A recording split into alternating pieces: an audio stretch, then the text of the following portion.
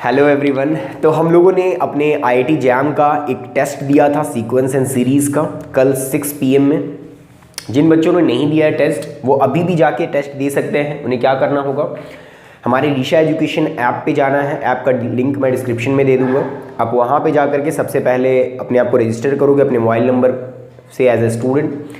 उसके बाद फिर आप लेफ़्ट साइड में देखोगे, जो आप जैसे ऐप में जाओगे तो उसके लेफ़्ट साइड में एक फ्री टेस्ट का कॉलम होगा। उस फ्री टेस्ट में आपका सीक्वेंस एंड सीरीज़ का टेस्ट होगा, वहाँ से आप टेस्ट दे सकते हो। तो मैं बताता हूँ टेस्ट के बारे में कुछ। सबसे पहला टेस्ट आपका ऑनलाइन हुआ था, जैसा कि आपका आईआईटी जैम का ऑनलाइन टेस्ट होता है। दूसरा चीज़ सीक्वेंस एंड सीरीज़ का टेस्ट था इस टॉपिक पे, इसका सोल्यूशन आज हम लोग देखेंगे। Third thing is number of questions मैंने क्या रखे थे, 1/4 ऑफ 60, यानी 60 क्वेश्चंस आपके आते हैं जैम में, उसका 1/4 यानी 15 क्वेश्चन।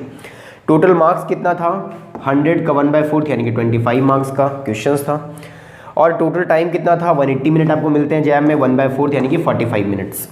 मतलब कि आपको अगर अपना जैम का मार्क्स प्रिडिक्ट करना है तो आपके जो मार्क्स आए हैं यानी 15 मार्क्स में, उससे आप 4 से मल्टीप्लाई कर दोगे तो आपका ऑलमोस्ट अभी इस टाइम पे आपका जैम का मार्क्स प्रिडिक्ट हो जाएगा। मतलब कि अगर मान लो लेट से 25 मार्क्स का टेस्ट है और आपके आते हैं लेट से 15, तो इसका मतलब आप 4 से मल्टीप्लाई कर दो 60 मार्क्स। तो आप समझ जाओ कि समहाउ आप अभी इस स्टेज पे 60 मार्क्स में हो। ये वेरी भी कर सकता है क्वेश्चन टू क्वेश्चन, पर अभी आप एक प्रेडिक्शन ले सकते हो। अगर आपका बहुत ख़राब आ रहा है, 4 या 5 मार्क्स आ रहे हैं, तो आप समझ जाओ कि 5 हो जाए 20। तो एक रफ एस्टिमेशन के लिए बहुत ही अच्छा है। तो आप टेस्ट दे सकते हो, जिन्होंने नहीं दिया है वो अभी भी दे सकते हो टेस्ट जाके। Thank you.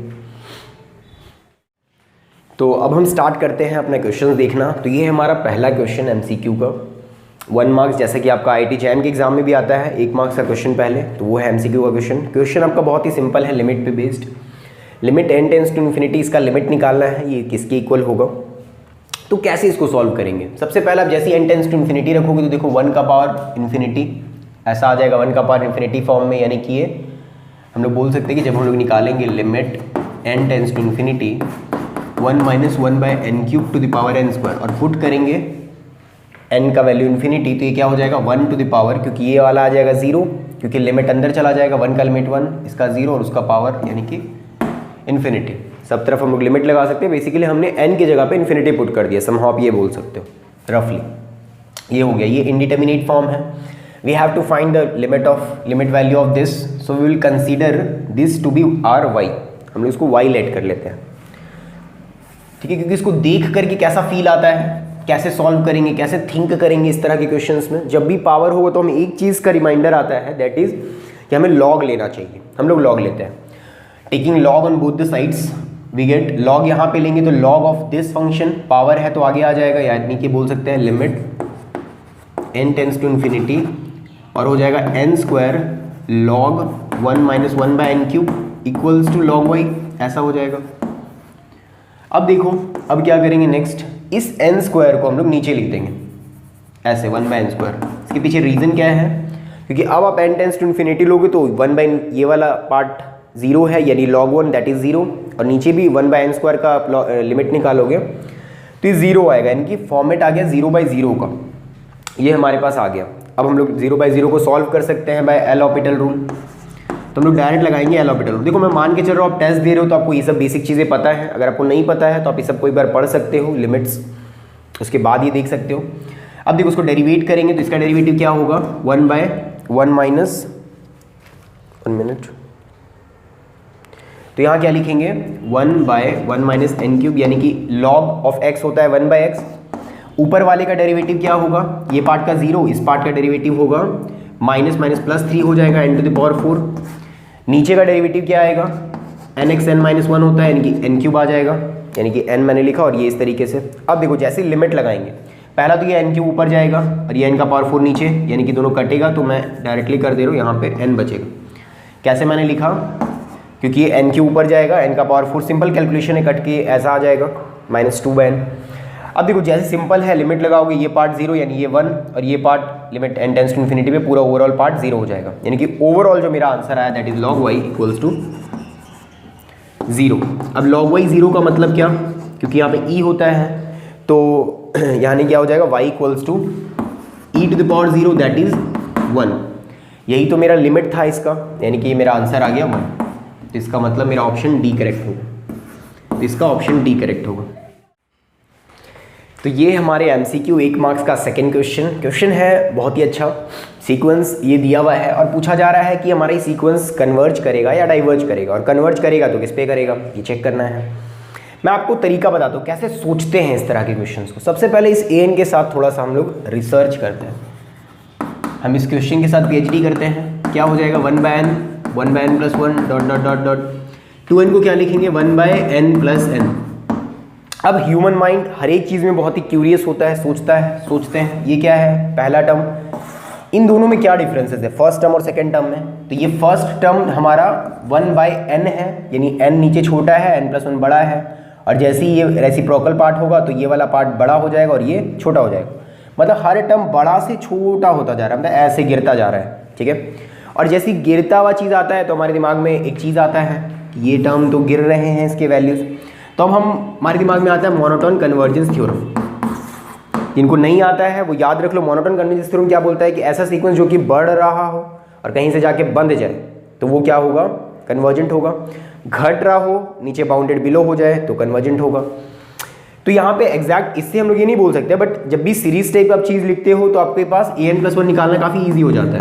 an प्लस 1 क्या आएगा, देखो 1। हमें इससे क्या बेनिफिट होगा मैं आपको बताता हूँ समराइज करके। an प्लस 1 हमारा कितना आएगा, 1/n प्लस 2 और dot dot dot plus 1/2n और प्लस 1/2n प्लस 2 हो जाएगा, क्योंकि n की जगह पे n प्लस 1 लेंगे तो इसको बाहर निकालेंगे तो 1 हो जाएगा। अब आप an में और इसमें दोनों में अगर रिलेशन देखो तो ये टर्म्स तो सारे सेम हैं, यहाँ पे भी ये वाले, बस 1/n है यहाँ पे और यहाँ पे 1/2n प्लस 1 है। पर हमें पता है कि 1/2n plus 1 is far greater than 1/n, और वैसे बात ये बड़ा होगा तो 1 बाय करेंगे, मतलब 2n प्लस 1 जो है वो बड़ा है n से, इसीलिए 1 बाय पार्ट जो होगा वो छोटा हो जाएगा 1/n से। तो 1/n बड़ा है, वो छोटा है, क्योंकि इसके पास एक एक्स्ट्रा बड़ा टर्म है। So an is greater than an plus 1 for all n belongs to natural number we can say. Why, because an plus 1 has 1/2n plus 1 but an has 1/n only, और you can find this subtraction of an to an plus 1। आप ऐसे दोनों को subtract कर सकते हो। देखो सारे टर्म्स ये कट जाएंगे, सिर्फ क्या बचेगा, 1/n minus 1/2 times n plus 1। इसको आप सॉल्व करोगे तो कितना आएगा, 2n और plus 2 minus n by 2n, 2n plus 1 और n। तो अब यहाँ से भी देख सकते हो ऊपर, क्योंकि पॉजिटिव टर्म आ रहा है n plus 2 divided by something which is obviously positive. So also an is greater than an plus 1।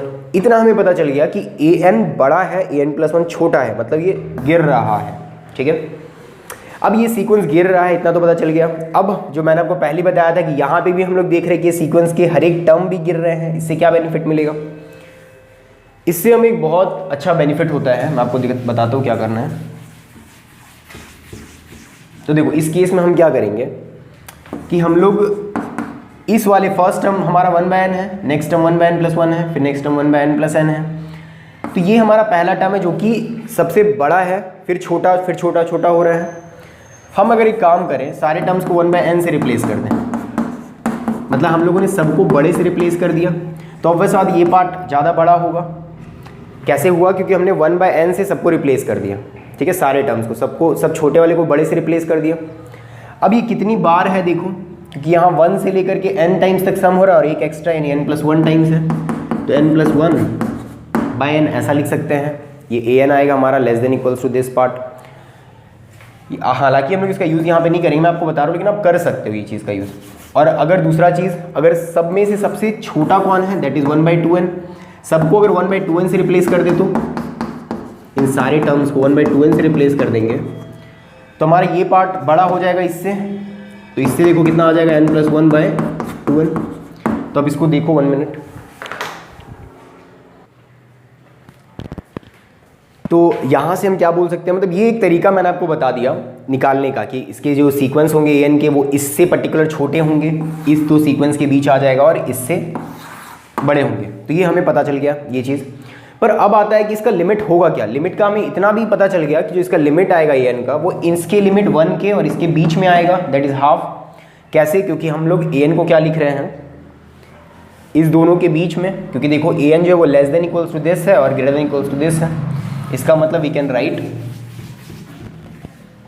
कि n plus 1/n is less than equals to an is less than equals to n+1/2n। तो दोनों side limit लगा देंगे, limit n tends to infinity, यहाँ पे लगा देंगे limit, यहाँ पे लगा देंगे लिमिट। तो यहाँ पे इसका लिमिट आ जाएगा 1, इसका लिमिट आ जाएगा हाफ, तो लिमिट इसका जो आएगा वो 1 से हाफ के बीच होगा। बट क्या होगा एग्जैक्टली ये कैसे निकालेंगे? बहुत सिंपल है। इसके लिए मैं आपको एक तरीका देता हूँ जो आपका काम करेगा बहुत ही ज़्यादा अच्छे से इस तरह के क्वेश्चंस में, आप याद रखना। सबसे पहले इसको अगर आप नोटिस करो तो एन को क्या मैं लिख सकता हूँ इस तरीके से, summation 1/n+k where k running from 0 to n। ये आप लोग वेरीफाई कर लो, इस तरह से लिख सकते हैं, क्योंकि सब k का वैल्यू 0 पुट करोगे तो ये आएगा 1 पे, ये लास्टली n है। अब अगर मैं काम करूँ यहाँ से n कॉमन ले लूँ तो क्या बचेगा 1+k/n, 1/n, यहाँ पे k हो जाएगा फ्रॉम 0 से n। अब आपने ऑलरेडी पढ़ रखा है लिमिट एज अ सम, वहाँ से हम इस समेशन को इंटीग्रेशन में कन्वर्ट करेंगे। How? By taking k/n to be x। जब k का वैल्यू 0 होगा तो हमारा लोअर लिमिट क्या हो जाएगा, जब k का वैल्यू 0 होगा then x will be 0/n, that is x will be 0। And if we take k to be n, तो n/n दैट इज 1, यानी x का वैल्यू, जब k का वैल्यू n होगा तो x का वैल्यू 1 हो जाएगा। ठीक है, इस तरीके से आपने लिमिट एज सम में पढ़ा है कि अगर इंटरवल 0 से 1 इस तरीके से हो, इसको nth पार्ट में डिवाइड करते हैं, that is our breadth which is 1/n। हमने ये पढ़ा है ऐसे कि अगर आपको ये कर्व है तो यहाँ से अगर 0 है, ये 1 है, तो इसका जो स्ट्रिप का जो विड्थ होता है ये कितना होता है dx, इसको बोलते हैं fx। तो इंटीग्रेशन हम यही जोड़ देते हैं, इस लेंथ को इस ब्रेथ के साथ मल्टीप्लाई करते हैं तो रेक्टेंगल का एरिया आता है, और दोनों को ऐड करते हैं 0 से 1, इस तरीके से लिखते हैं। ठीक है, तो अब हम लोग क्या करेंगे यहाँ से कि 0 से 1 fx dx, जैसे मैंने आपको बताया कि इसका एरिया आता है, वैसे ही यहाँ पे हम लोग इसको कन्वर्ट कर देंगे किसमें, 0 से 1। अब इसकी जगह पे क्या है, k/n की जगह पे x है, तो 1/1 + x, और यहाँ पे क्या हो जाएगा dx। And as you know कि 1/1 + x का इंटीग्रेशन होता है log 1 + x, और जब पुट करेंगे वैल्यू 0 से 1 तक तो क्या आ जाएगा, log 1 डालने पे आएगा 2 और 0 डालने पे आएगा log 1 दैट इज 0। सो हमारा आंसर क्या आ गया, log 2। मतलब हमने इसका समेशन निकाल दिया an का, अगर हमारा n टेंस टू, और ये चीज़ मैं आपको एक चीज़ बता दे रहा हूँ कि ये जो हमारा फॉर्मूला काम करता है, it only works if limit we have to find the limit n tends to infinity पे। क्यों? क्योंकि तभी जाके हमारा ये dx के इक्वल होगा जब 1 ये n टेंस टू इन्फिनिटी होगा, विड्थ का स्ट्रिप बहुत ही छोटा हो जाएगा। तो मतलब बेसिकली जो हमने निकाला है वो लिमिट पे निकाला है, that is limit n tends to infinity पे वैल्यू। सो हमारा लिमिट आ गया an का which is unique and which is equals to log 2।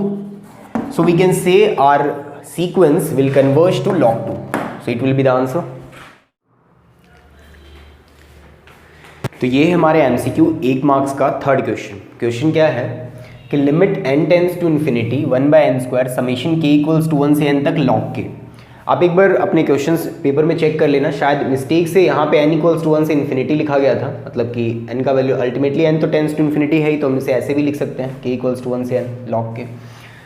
तो अब हम लोग इसको चेक करते हैं कि इसका वैल्यू क्या होगा और कैसे सोचेंगे। सबसे बड़ी बात है इसका वैल्यू।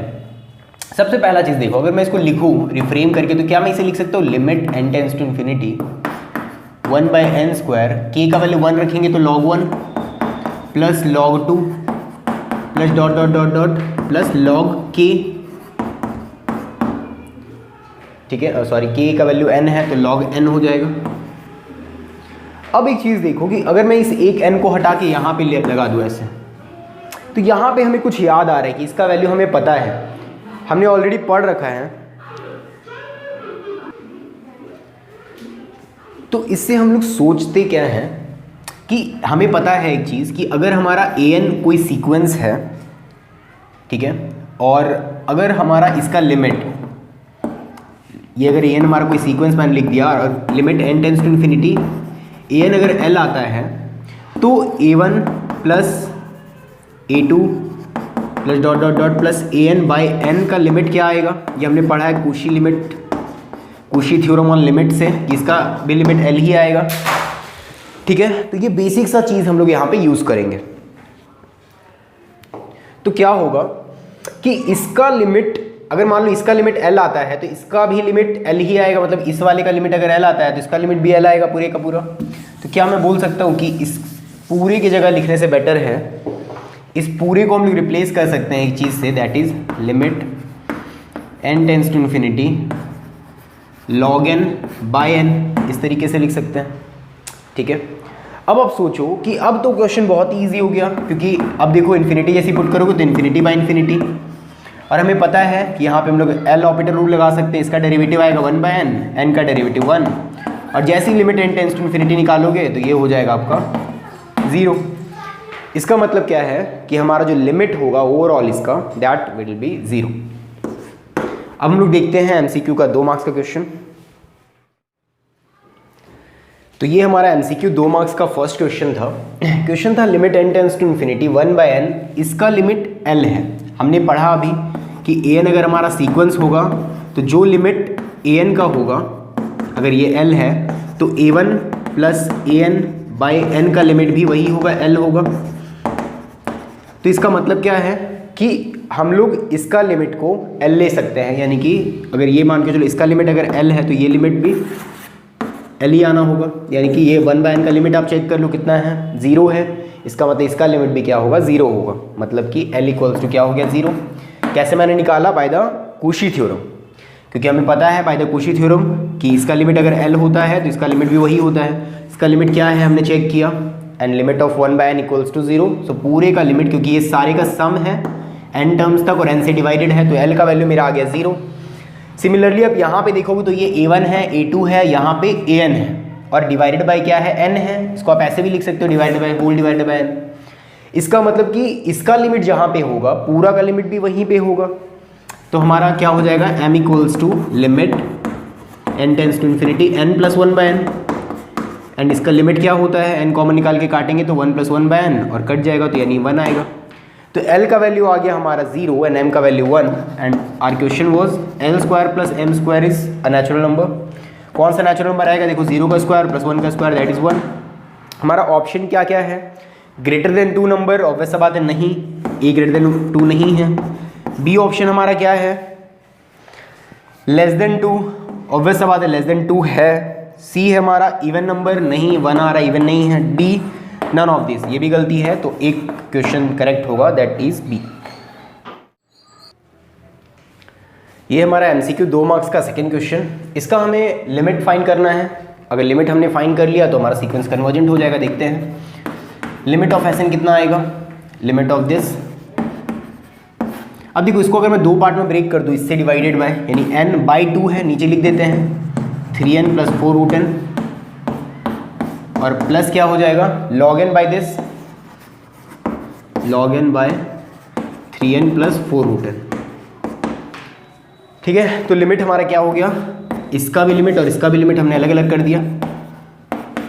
अब ये चीज़ देखो, इसका लिमिट क्या आएगा, n अगर आप कॉमन निकाल के काटोगे तो ऊपर में 1 और नीचे में 6 हो जाएगा, क्योंकि 3 2 6 है। अगर मल्टीप्लाई कर दें अंदर तो यहाँ पे 8। अगर देखो इसको मैं लिख दूँ तो क्या हो जाएगा, limit n tends to infinity, ऊपर आ जाएगा 1, नीचे आ जाएगा 6 प्लस 8 बाई रूट n, क्योंकि अगर n कॉमन निकालेंगे तो रूट n तो ऊपर है ही, नीचे रूट n आ जाएगा। ये हो गया। फिर प्लस क्या होगा, इस पर लिमिट लगाएंगे, limit n tends to infinity log n by 3n plus 4 root n। इसको हम लोग निकाल लेंगे एल ऑपरेटर रूल से, क्योंकि देखो ये क्या है, इन्फिनिटी बाय इन्फिनिटी के फॉर्म में है। तो अब देखो हमारा क्या होगा, इसका वैल्यू हो जाएगा 1/6।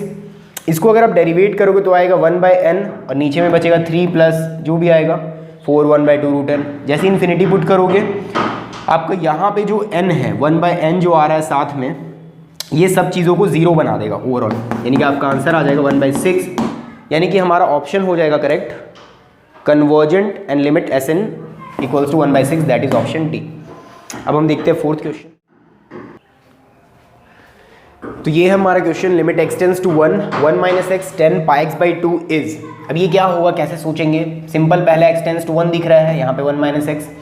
जैसे ही आप पुट करोगे value, that is limit x tends to 1, तो क्या होगा 1 माइनस 1 0, और 10 पाई बाई 2 दैट इज 1/0 आप बोल सकते हो समहाउ। तो ये 0/0 का फॉर्म में दिख रहा है।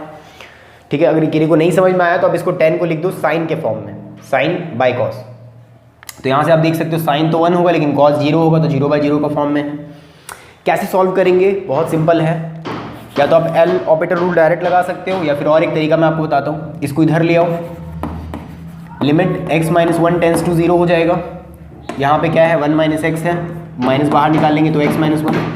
10 को हम लोग क्या लिख सकते हैं कॉट, या फिर इसको पहले एक काम करते हैं 10 को कन्वर्ट करते हैं साइन में, तो sign pi by 2x divided by क्या हो जाएगा cos pi by 2x।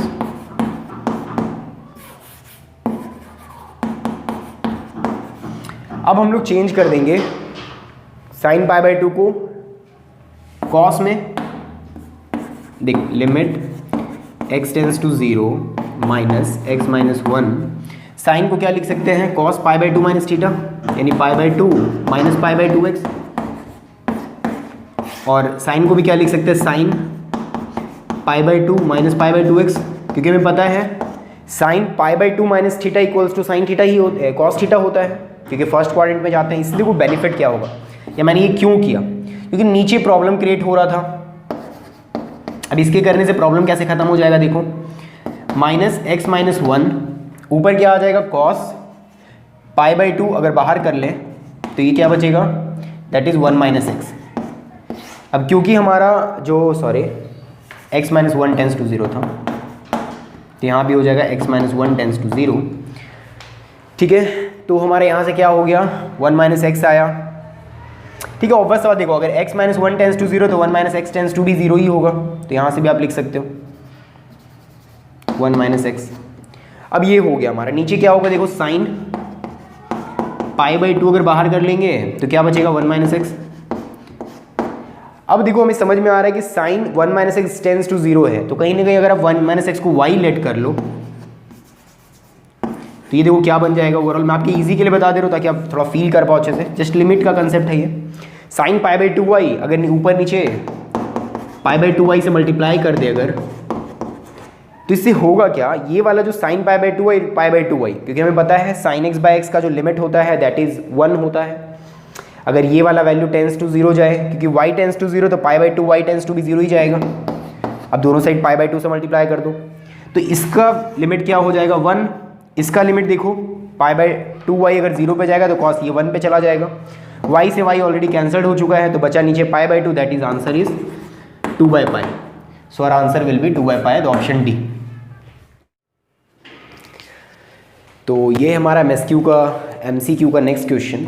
Question का नंबरिंग थोड़ा चेंज हो सकता है क्योंकि क्वेश्चन सफल करके थे, तो लेकिन ये चीज़ है कि आपका MCQ के 1 मार्क्स में टोटल 3 क्वेश्चंस थे, MCQ के 2 मार्क्स में 5 क्वेश्चंस थे, MSQ में 3 क्वेश्चंस थे, NET में 2 क्वेश्चन 1 मार्क्स और NT में 2 क्वेश्चन 2 मार्क्स के। तो टोटल मिलाकर के 8, 3, 11 और 15 क्वेश्चंस थे। तो ये थोड़ा शफल हो सकता है, लेकिन ऐसे ही इसी ऑर्डर में है कि MCQ का पहले है, फिर MSQ एंड देन NET। तो देखो ये हमारा इस तरीके से है, बोला जा रहा है इसके कितने लिमिट पॉइंट्स होंगे इस सीक्वेंस के। सबसे पहले जैसे ही आप S2n निकालोगे तो क्या होगा 2n का मल्टीपल्स। अब 2n के मल्टीपल्स के लिए देखो पहले बोला n अगर इवन नेचुरल नंबर है तो हमेशा 2 आएगा, तो ये हमेशा एक कांस्टेंट सीक्वेंस बन जाएगा S2n, that is a constant sequence 2 you can say. ठीक है, अब जैसे ही आप S3n निकालोगे तो S3n कितना आएगा, S3n मतलब 3 के मल्टीपल सारे, उसका लोएस्ट प्राइम फैक्टर कितना होगा 3 वाले का। अगर मैं इसको लिखता हूँ तो क्या आएगा S3n, यानी कि मेरा 3n क्या है सारे 3 के मल्टीपल्स हैं और उसका लोएस्ट प्राइम फैक्टर कितना है, 3 होता है लोएस्ट प्राइम फैक्टर। ठीक है, n को हम लोग यहाँ पे स्टार्ट ही करेंगे थोड़ा आगे से, यानी कि 3 से, ऐसे भी आप देख सकते हो, या मान लो आप 1 से भी स्टार्ट करोगे तो भी तो 3 प्राइम फैक्टर आएगा, कोई दिक्कत नहीं है। तो यहाँ पे हमारा इसका हो जाएगा कांस्टेंट सीक्वेंस 3। ऐसे ही आप निकालोगे S5n, S7n, इसका लिमिट अब पॉइंट आएगा, देखो इस S3n कांस्टेंट सीक्वेंस है तो इसका लिमिट क्या आएगा, S3n का लिमिट आएगा 3, इसका लिमिट क्या आएगा, लिमिट S5n का लिमिट क्या आएगा 5। तो ऐसे हम लोग देख सकते हैं कि हमारे पास ये सारे लिमिट पॉइंट्स होंगे। हमें पता है what is limit point, limit point is basically the limit of that, limit of the sub sequence of that sequence, इस सीक्वेंस के सब सीक्वेंस का लिमिट। तो इस सब सीक्वेंस का लिमिट कितना है 3 है तो 3 लिमिट पॉइंट हो गया, इसका सब सीक्वेंस का लिमिट 5 है तो 5 लिमिट पॉइंट हो गया। ऐसे ही हमारे सारे जितने भी प्राइम्स हैं 2, 3, 5, 7 सब आएंगे, इसका मतलब कि इतने सारे हमारे लिमिट पॉइंट्स हो जाएंगे। ऑप्शन हमारा क्या क्या था, बहुत सारा ऑप्शंस था, आप चेक कर सकते हो, finite number and all, but obvious सा बात है काउंटेबल होगा। काउंटेबल क्यों होगा, क्योंकि हम लोग जानते हैं नेचुरल नंबर भी काउंटेबल होता है, ठीक है। नेचुरल नंबर की कार्डिनैलिटी जिस सेट की होती है उसको बोलते हैं काउंटेबल सेट। बेसिकली आप 1 1 मैपिंग अगर डिफाइन कर सकते हो दोनों के बीच, तो so it is also countable set, ठीक है। काउंटेबल क्योंकि इनफाइनाइट तक जा रहा है और नेचुरल नंबर का सबसेट है, और हम लोग जानते हैं any infinite subset of a natural number is a countable set, so it's a countable number of elements, ठीक है। अब हम देखते हैं नेक्स्ट क्वेश्चन।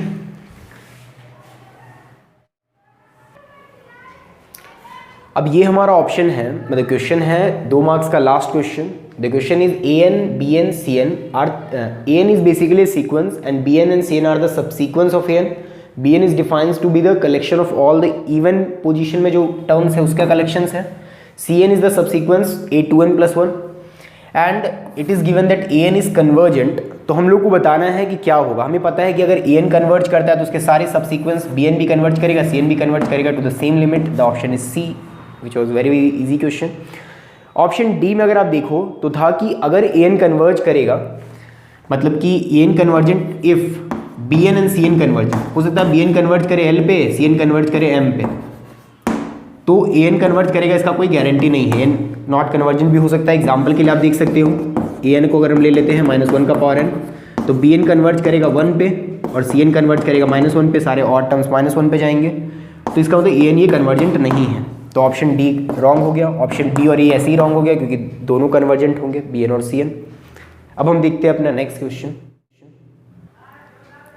अब नेक्स्ट क्वेश्चन हमारा इस सीरीज के कन्वर्जेंट पे था कि ये सीरीज कहाँ पे कन्वर्ज करेगा, किस पॉइंट्स पे, ये हमें चेक करना था। मैंने आपको ऑलरेडी सिखाया है कि हमारा जो रेडियस ऑफ कन्वर्जेंस होता है 1/r is equals to limit n tends to infinity mod an to the power 1/n।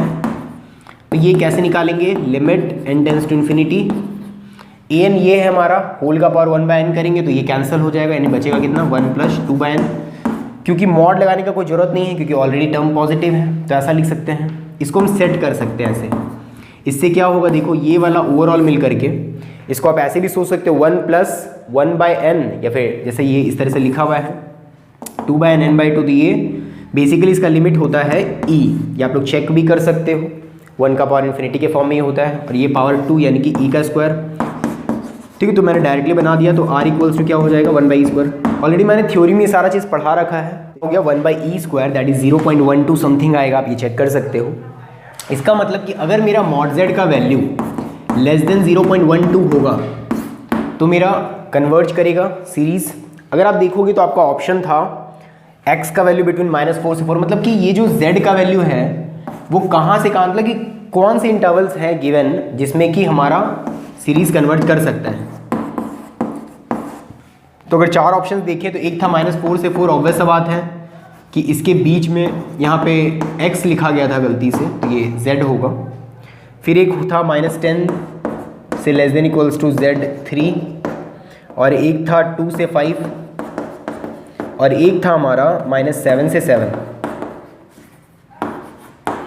तो आप ये ऑप्शंस चेक कर सकते हो, जहाँ पे नेगेटिव होगा ये हमारा आंसर हो जाएगा, यानी कि माइनस से प्लस में, क्योंकि -4 से 4 में ये इंटरवल आ जाएगा। ये इंटरवल क्या आएगा हमारा, ये आएगा हमारा 0.12 - 0.12, ठीक है, माइनस से प्लस तक। तो ऑब्वियस सा बात है ये 4 इंटरवल्स में लाई करेगा हमारा आंसर, तो सीरीज यहाँ पे कन्वर्ज करेगा।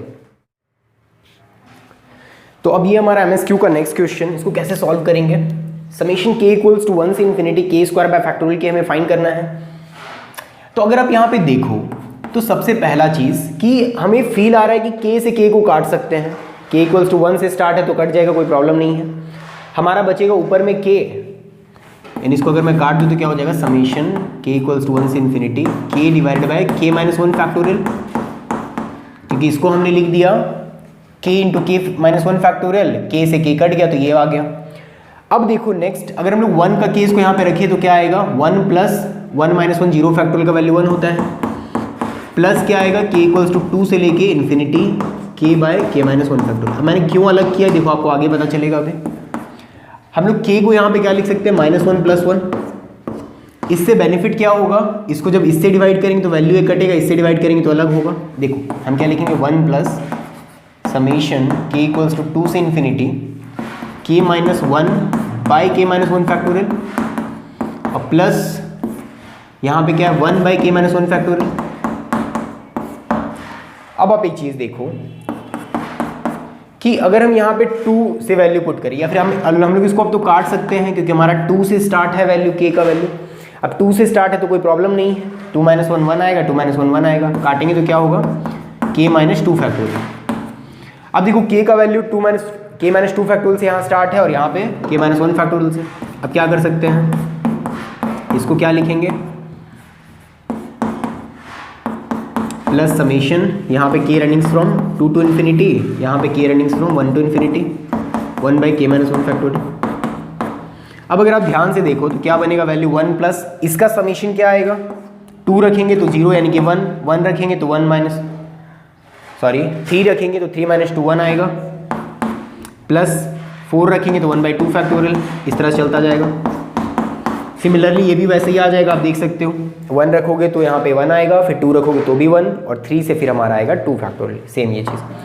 ये किसका एक्सपेंशन है, हमें पता है e⁻x होता है 1 + x + x² bye factorial 2 plus dot dot dot. जैसे ही 1 रखेंगे तो आएगा e का वैल्यू 1 + 1 + 1/2 फैक्टोरियल डॉट होल, ये वाला वैल्यू हो गया e, ये वाला वैल्यू हो गया e, तो e और e 2e + 1, यानी हमारा आंसर हो जाएगा 2e + 1। 2e + 1 का वैल्यू अगर आप कैलकुलेटर से निकालोगे तो इसका वैल्यू 2e का आता है, e का वैल्यू होता है हमारा 2.7 और इंटू 2 करोगे तो 5.4, ये आप देख लोगे राउंड में वैल्यू है ना, 2e का वैल्यू 2.7128 इंटू 2 5.4 + 1 यानी कि 6.4 समथिंग आएगा।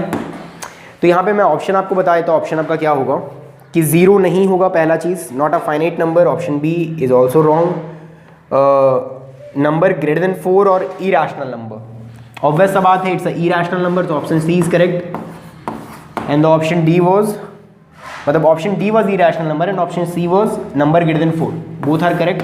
4 से बड़ा इसका वैल्यू आएगा और इरेशनल भी है, तो दोनों करेक्ट हो जाएगा। तो ये हमारे MSQ का थर्ड क्वेश्चन। एन कोई भी सीक्वेंस प्रोवाइडेड हमें इस तरीके से मैक्सिमम निकालना है इसका। बोला जा रहा है 2 सब सीक्वेंसेज हैं A6n-1 और A6n+4। तो बोला जा रहा है कि क्या ये दोनों सब सीक्वेंस कन्वर्जेंट होंगे, सिर्फ एक कन्वर्ज करेगा, ये -½ पे कन्वर्ज करेगा या ये ½ पे कन्वर्ज करेगा। कैसे निकालेंगे, बहुत सिंपल है, हमें क्या निकालना है A6n-1, तो यानी A6n-1 क्या होगा, n की जगह पे 6n-1, यहाँ पे भी n की जगह पे 6n-1, यहाँ भी n की जगह पे 6n-1, तो इसका वैल्यू देखते हैं अल्टीमेटली आएगा क्या। अगर n की जगह पे हम 6n-1 लेते हैं तो 6n-1 और π/3, तो इसको क्या करेंगे 6n × π/3 और -π/3। अब यहाँ से ये कैंसिल होगा तो 2 बचेगा, यानी कि 2n π - π/3। अब 2n π का मतलब क्या होता है, n तो हमारा कोई भी नेचुरल नंबर है ग्रेटर देन 1, तो इसका मतलब क्या होगा कि हम लोग यहाँ पे रहेंगे और π/3 से माइनस करेंगे तो हम चले जाएंगे 4th क्वाड्रेंट में, और 4th क्वाड्रेंट में हमारा क्या होता है साइन नेगेटिव और कॉस पॉजिटिव। तो इसका मतलब हमारा A6n-1 हो जाएगा मैक्सिमम ऑफ, इसका वैल्यू आ जाएगा साइन यहाँ पे 2n π - π/3 यानी माइनस साइन π/3, तो माइनस साइन π/3 और साइन π/3 का वैल्यू होता है √3/2। और वैसे यहाँ पे जब निकालेंगे तो कॉस आ जाएगा π/3 जिसका वैल्यू होता है ½ अब इन दोनों में मैक्सिमम कौन है, तो आंसर है ½ तो A6n-1 एक कांस्टेंट सीक्वेंस हो गया और कांस्टेंट सीक्वेंस का लिमिट यही होता है, तो ½ इसका लिमिट हो गया। तो देखो ये बोला जा रहा था 6n-1 -½ पे कन्वर्ट करेगा, तो गलत हो गया क्योंकि हमारा ये ½ होगा। अब हमें नेक्स्ट निकालना है 6n+4 के लिए, सेम काम करेंगे, 6n+4 करेंगे तो यहाँ पे +4 लगा देंगे ऐसे। अब देखो यहाँ पे क्या हो जाएगा, जस्ट 4π/3 ऐसा आ जाएगा, 2n π और +4π/3। अब ये 4π/3 का मतलब क्या होता है, हम लोग को पता है 2n π + θ में हम लोग फर्स्ट क्वाड्रेंट में ही पहुँच जाते हैं, तो कोई दिक्कत नहीं है। अब 4/3 को समझ लेते हैं, 4π/3 के बारे में थोड़ा। 4π/3 को हम लिख सकते हैं, इसको 4π/3 को इसको हम लोग इग्नोर कर सकते हैं और 4π/3 को लिख सकते हैं π + π/3। और पाई जैसे हम लोग ऐड पाई में π/3 ऐड करेंगे तो हम चले जाएंगे थर्ड क्वाड्रेंट में। थर्ड क्वाड्रेंट में साइन भी नेगेटिव और कॉस भी नेगेटिव, तो हमारा अल्टीमेटली जो A6n+4 होगा वो बन जाएगा मैक्सिमम ऑफ माइनस साइन π/3 यानी कि -√3/2 और मैक्सिमम ऑफ -½ तो अब इन दोनों में बड़ा कौन है, ये आएगा -0.5 और ये आएगा -8 पॉइंट समथिंग, तो बड़ा कौन है -0.5 that is -½ again it's a constant sequence so it has a constant limit that is -½ so a 6n+4 का कांस्टेंट लिमिट होगा -½ तो यहाँ पे दिया हुआ है उल्टा, तो ये गलत हो जाएगा और दोनों सीक्वेंस कन्वर्ज कर रहे हैं, तो ये हो जाएगा आपका करेक्ट आंसर। नेक्स्ट क्वेश्चन था हमारा NAT का 1 मार्क्स का क्वेश्चन। बोला जा रहा था कि इसका लिमिट क्या होगा। सिंपल सा वैल्यू है, आप सोचो ये जो वैल्यू आएगा साइन किसी में भी, तो ये वैल्यू कहाँ से कहाँ तक आएगा, एनी नंबर बिटवीन -1 to 1 यहाँ तक में कुछ आएगा, डिवाइडेड बाय n है। जैसे आप limit n tends to infinity निकालोगे तो अल्टीमेटली इसको क्या हो जाना है, 0 हो जाना है, ठीक है। तो यहाँ से हम लोग क्या बोल सकते हैं, इसका लिमिट होगा दैट विल बी 0। अब ये क्वेश्चन को हम लोग देखेंगे NAT 1 मार्क्स का क्वेश्चन। इसको कैसे सॉल्व करेंगे, सिंपल इसके लिए हम लोग एक फॉर्मूला यूज़ करते हैं, limit x tends to 0 1 + ax² का पावर 1/x² जो होता है, ये इसका लिमिट आता है e। इसको आप चेक कर सकते हो y लेकर के, log जैसी तो लगाओगे दोनों साइड तो 1/x² नीचे आ जाएगा, यहाँ पे log लग जाएगा, इसका डेरिवेटिव पार्ट नीचे आ जाएगा और आप डेरिवेट करोगे तो 2x ऊपर और 2x नीचे, कट करके वैल्यू अल्टीमेटली आएगा a, यानी e का पावर a इसका आता है हमारा आंसर। ये आप चेक कर सकते हो आराम से, ठीक है। मैं डायरेक्ट यूज़ करता हूँ, लिमिट x टेंड्स टू 0 इसका निकालना है, तो इसका भी लिमिट इसका भी लिमिट, तो ऊपर वाले का लिमिट क्या होगा according to this formula e का पावर 4, इसका क्या हो जाएगा e का पावर 3, काटोगे तो आंसर आ जाएगा e, तो ये आपका हो जाएगा करेक्ट आंसर। अब इस क्वेश्चन में हमें रेडियस ऑफ कन्वर्जेंस फाइंड करना है। कैसे फाइंड करेंगे, इसको an ले लेंगे और हमें पता है r इक्वल्स टू क्या होता है, लिमिट निकालना होता है, simple n tends to infinity an/an+1 का मॉड वैल्यू, क्योंकि यहाँ पे सब पॉजिटिव है, k भी पॉजिटिव, तो मॉड का कोई मतलब नहीं है। लिमिट लिखेंगे n टेंड्स टू इन्फिनिटी, क्या लिखेंगे 1/5n + k divided bye 1/5n + 1 और फिर क्या हो जाएगा प्लस k, इस तरह से ऐसे। तो अब देखो इसको आप जैसे ही सॉल्व करोगे ये पार्ट ऊपर चला जाएगा, तो क्या हो जाएगा limit n tends to infinity 5 का पावर n + 1 + k डिवाइडेड बाय 5 का पावर n + k। जैसे ही 5 का पावर n + 1 कॉमन आप निकाल के काटोगे तो आप देखना सिर्फ 5 ऊपर बच जाएगा, ये वाला पार्ट k/5 का पावर n + 1 विच इज़ 0, ये भी 0 हो जाएगा। तो अल्टीमेटली बचेगा क्या हमारा, limit n tends to infinity 5 का पावर मान लो n + 1 लेते हैं कॉमन, तो क्या बचेगा 1 + k/5 का पावर n + 1, और यहाँ पे क्या बचेगा 5 का पावर n कॉमन लेने पे 1 + k/5 का पावर n, ये 5 का पावर n इससे कटेगा तो 5 एक बच जाएगा, ये वाला पार्ट 0 हो जाएगा, ये पार्ट भी 0 हो जाएगा, तो अल्टीमेटली बचा क्या 5। इसका मतलब कि हमारा जो रेडियस ऑफ कन्वर्जेंस आएगा that will be 5 only, so it will be the correct answer. अब ये हमारा क्वेश्चन है जिसमें हमें लिमिट फाइंड करना है। इसका कैसे फाइंड करेंगे, जैसे कि मैंने आपको सेकंड क्वेश्चन में सिखाया था MCQ के, यहाँ पे था n⁶, तो मैंने आपको क्या सिखाया था कि limit n tends to infinity, अगर ये समीशन हो, आप इस n को अंदर लेके जाओगे तो क्या हो जाएगा, इसको जैसे अंदर लेके जाएंगे तो क्या मैं लिख सकता हूँ k/n⁵ और 1/n, क्योंकि 6 था तो मैंने 5 यहाँ पे डाल दिए, 1 यहाँ रख दिया। अब ये वाला को हम लोग क्या करते थे, x को ले लेते थे k/n, तो देखो k का वैल्यू 1 से स्टार्ट है, जैसे 1 आप रखोगे k का वैल्यू 1 तो x का वैल्यू क्या आ जाएगा 1/n, और limit n tends to infinity पे x हमारा हो जाएगा 0, और जैसे हम लोग k का वैल्यू यहाँ पे n तक लेंगे, n तक हम जाते थे तो वैल्यू आ जाएगा 1, x का वैल्यू 1, तो क्या मैं बोल सकता हूँ कि यहाँ पे जो लिमिट होगा इसका जो आंसर होगा दैट विल बी 0 to 1। तो इसको आप ऐसे भी लिख सकते हो, ऐसे n तक, क्योंकि n अल्टीमेटली इन्फिनिटी पे ही जा रहा है तो ऐसे भी लिख सकते हैं। तो अगर हम लोग k का वैल्यू n लेंगे तो x will B n/n that is 1, तो 0 से 1 यहाँ पे क्या आ जाएगा x⁵ dx। अब x का पावर 5 क्या होगा, x⁶/6, 0 से 1 आप पुट करोगे तो आ जाएगा 1/6, 0 में तो 0 ही होता है, so the answer will B 6 × 1/6, यानी कि 1 will be the correct answer. तो ये था पूरा ओवरऑल क्वेश्चंस। आई होप आपको सारी चीज़ समझ में आई होंगी, मैंने फटाफट रिकॉल कराने की कोशिश किया है। Thank you so much.